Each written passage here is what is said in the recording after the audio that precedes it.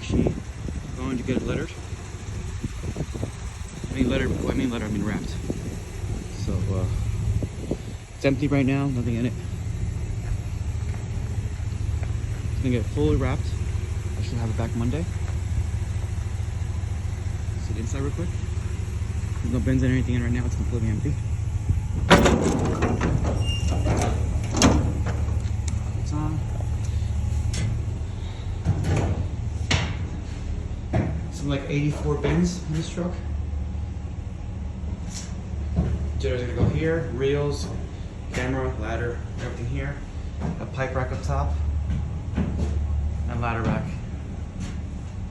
So, pretty excited. Next week you should be on the road.